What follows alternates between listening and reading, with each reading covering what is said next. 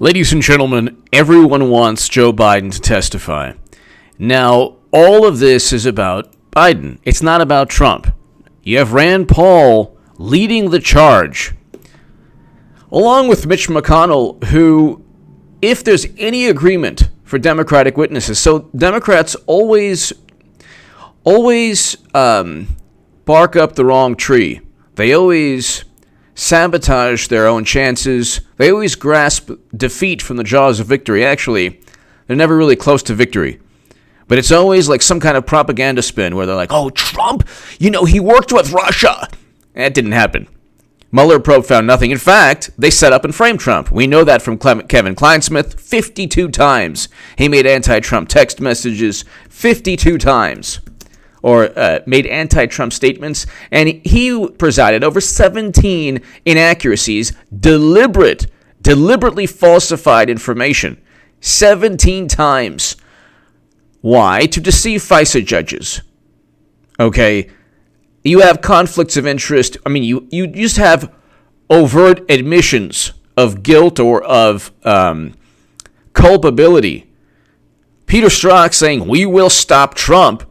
That's pretty much an institutional, not just bias, contempt. You have Kevin Kleinsmith, one of the FBI officials, the lawyers, in charge of deceiving FISA judges. That the IG report talked about that. And the other IG report talked about Peter Strzok and the fact that his text messages say, we'll stop Trump, Trump is a menace, Trump voters are smelly. Then you have Andrew McCabe, whose wife received close to $1 million from Democrat and Clinton Foundation fundraiser Terry McAuliffe, who before being governor worked alongside the Clinton Foundation. And she received money from Democratic PACs in Virginia. So these conflicts of interest, what takes place is that there's no suspicion. Democrats have no suspicion when it comes to them or people that they like. But Rand Paul slams the Bidens over alleged corruption. It smells to high heaven. Well, of course it does. Of course it does. You're going to hear Joe Biden right now. You're going to hear him brag. But here, Rand Paul slams the Bidens. It smells to high heaven. If the president is being accused of withholding foreign aid, and his argument is, quote, well, we're studying corruption, and we want to know about corruption in Ukraine, and I think the Bidens are as corrupt as the day is long. Paul argued, no young man who is the son of a politician gets $50,000 a month who has no experience working for a Ukrainian oligarch. For goodness sakes, it smells to high heaven. It smells like corruption. The issue is not nepotism. It's never been nepotism. Democrats, they create these straw man arguments that have nothing to do with what's really going on. Nepotism is okay. I actually don't mind nepotism. You want to hook up your family? Great. That's what family's for. You want to have a family that hooks you up and, helps you with employment or whatever. I think that's good. What I don't like is nepotism what I don't like is if Joe Biden is in charge of U.S. foreign policy and his son gets on the board of directors of a corporation, and that corporation is only hiring his son because of access to Joe Biden, that's a problem. When Joe Biden fired a prosecutor, you're going to hear it right now, that's a huge issue because the conflict of interest there is that the prosecutor was looking into his son's corporation. The corporation funneling, close to $3.4 million. So this is Rand Paul on Twitter. It's kind of interesting. Poor Joe Biden getting pummeled for his no malarkey bus tour. It's kind of funny. Okay, Senator Rand Paul on Twitter. My colleagues can't have it both ways. Calling for some while blocking others. If we are going to give a platform to witnesses, the Dems demand, I look forward to forcing votes to call Hunter Biden and many more. So that's pretty clear cut. Pretty clear cut. And he has a whole bunch of other a whole bunch of other tweets regarding Joe Biden. It's kind of funny. And then Donald Trump Jr., I think the Bidens are corrupt as the day is long, so he's retweeting that article today. Rand Paul is doing a great job. Senator Rand Paul, did Biden threaten U.S. aid to Ukraine to enrich his son? Shouldn't Congress investigate? He's calling for an investigation. Rand Paul is calling for an investigation. What's the matter? I thought Democrats love utilizing the government to investigate their political rivals or to investigate Trump. Just pretend it was Trump who did it. Just pretend it's Trump.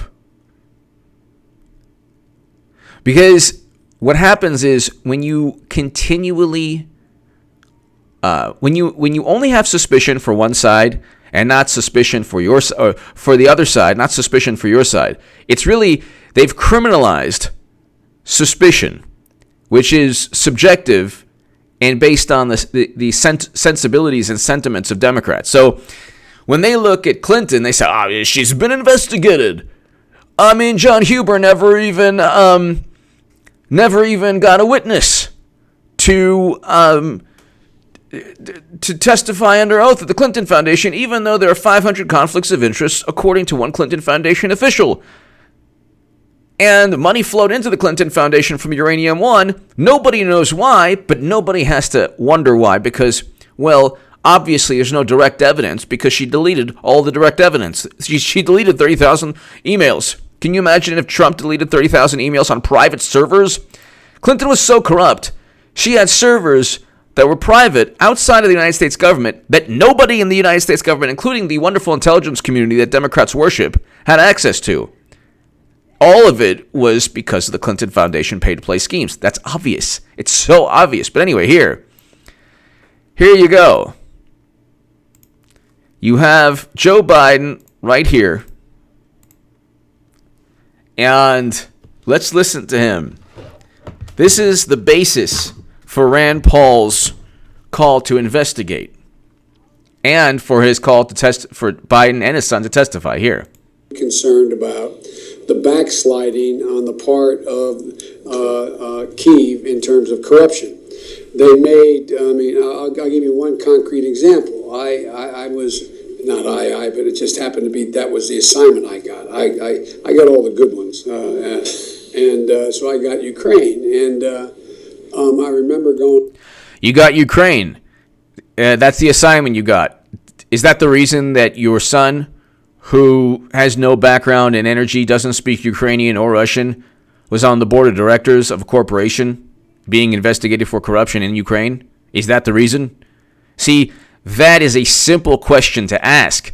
To Democrats, you get the pearl-clutching, oh my God, how dare you, how dare you? You're suspicious of Biden? Well, yeah, because if it was Trump, you would call for 10 special counsels. Over convincing our team or others to convincing us that we should be providing for loan guarantees. And I went over, I guess, the 12th, 13th time to Kyiv, and I was supposed to announce that there was another $1 billion loan guarantee. And I had gotten a commitment from Poroshenko and from Yatsenyuk that they would take action against the state prosecutor, and they didn't. So they said they were walking out to the press conference. I said, no, I'm not going to, or we're not going to give you the $1 billion. This is the beginning of the quid pro quo. Notice right now, Ukrainian officials push back and they say, you don't have the authority. So you can't say it's U.S. foreign policy if Ukrainian officials were stunned and surprised and they had no knowledge that this was coming. You can't say that something was above board when even Ukrainian officials were like, wait a second, you have no authority for this. And then Biden says, well, call the president. He's basically mocking them. That is not the way U.S. foreign policy is conducted, or not the way it should be conducted. You don't unilaterally decide on a course of action. And if indeed he was backed up by the president, why doesn't President Obama state, yeah, I backed Biden up? Why doesn't anyone in President Obama's administration provide any evidence that Biden wasn't acting unilaterally? This is not difficult. This isn't rocket science. But here.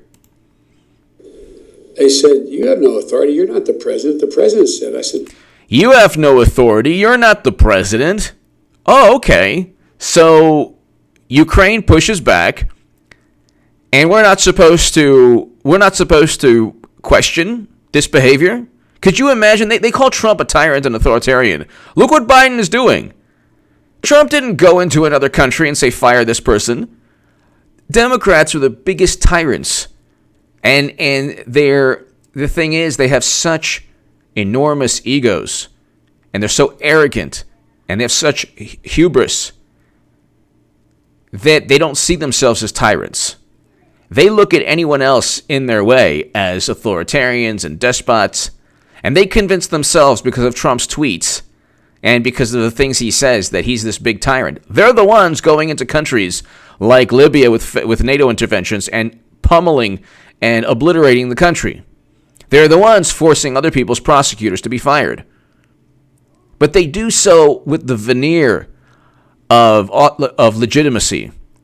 They do so with this kind of calculated, surreptitious, nauseating arrogance, where they're the ones who are the adults in the room. So if they engage in egregious behavior, it's just it's okay when they do it, but when Trump does it, oh my God, it's the end of democracy. Let's continue. Call him. So let's listen to this again real quick. We could, in fact, work with Russia to essentially take parts of the not dying, nobody have enough granular data to be able to give you a better answer. Okay, hold on one second. I'm trying. Now I lost my. Hold on one second. So here you go.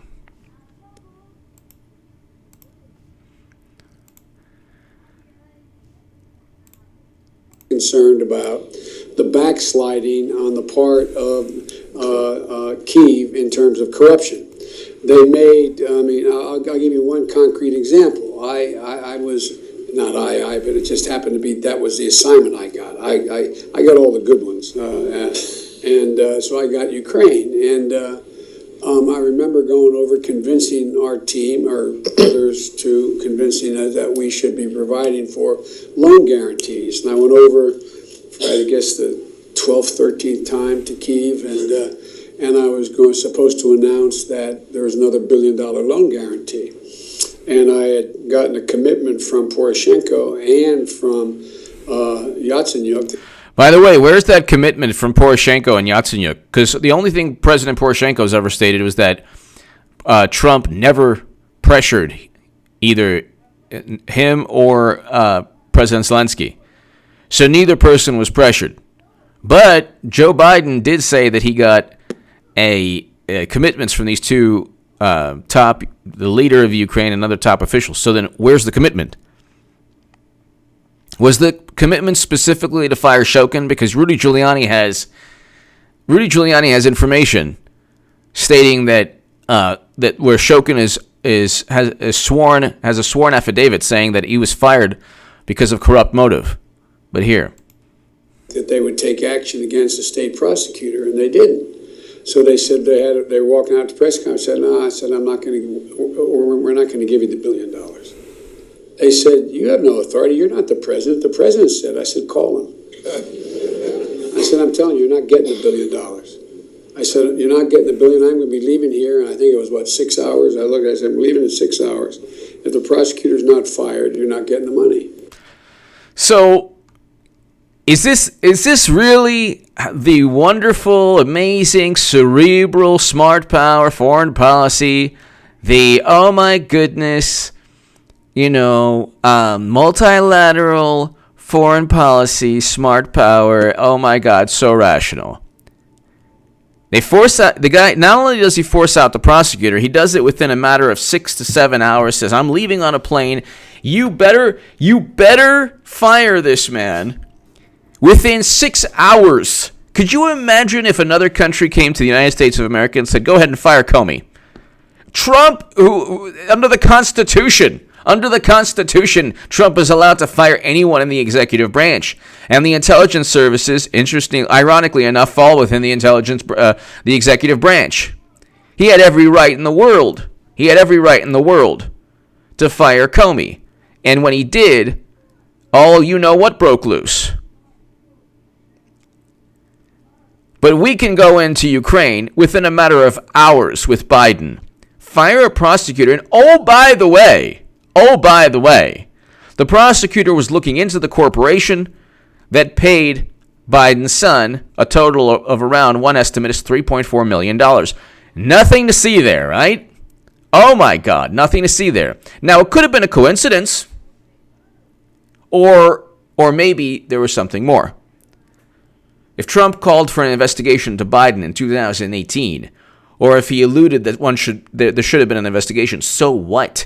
You're not going and looking into 2 years ahead. He wasn't even, the No Malarkey bus tour didn't even, it doesn't have any fuel now, but it certainly didn't have any fuel then. By the way, did I tell you Clinton's going to be nominee? Yeah, that's right. She's going to be nominee because it's a political machine. People say, oh, well, the Democrats don't want her. Oh, they will never allow. The voters will never allow. Why would you assume that the voters have any say in the Democratic Party? Why would you assume that? Why would you assume the Democratic Party cares about winning? Stop with these absurd assumptions. It's a political machine. They don't care. She'll run again in 2024. They don't care. And when people say, oh, it never happens, it's too ridiculous. Well, did you ever think that they would blame Russia for them cheating Bernie Sanders?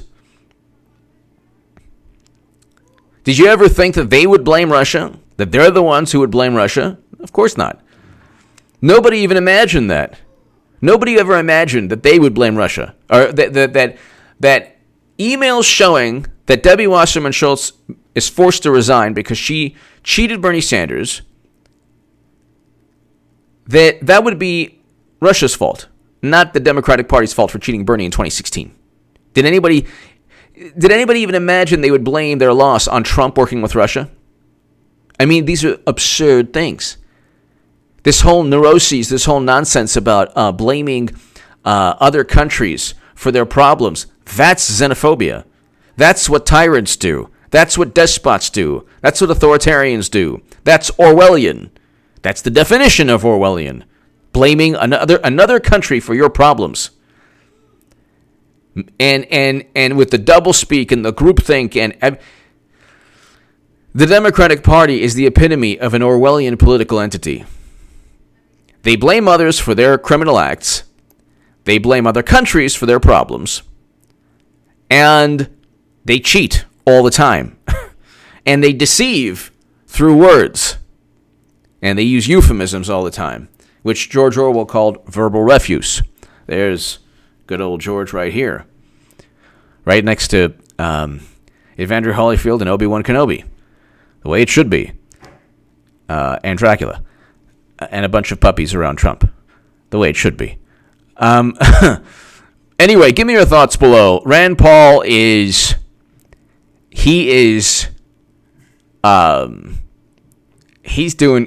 awesome. By the way, yesterday was my first jiu-jitsu class ever. And I am so sore. My entire body is sore. It was amazing. It was absolutely amazing, and I urge everyone to consider jiu-jitsu. It's just amazing, and I think it's going to be a lifelong thing. I'm hoping it will be. Give me your thoughts below. If you want to support this channel and my work, my Patreon is below in the pinned comment and the description. Ladies and gentlemen, check out H.A. Goodman's other channel right this second.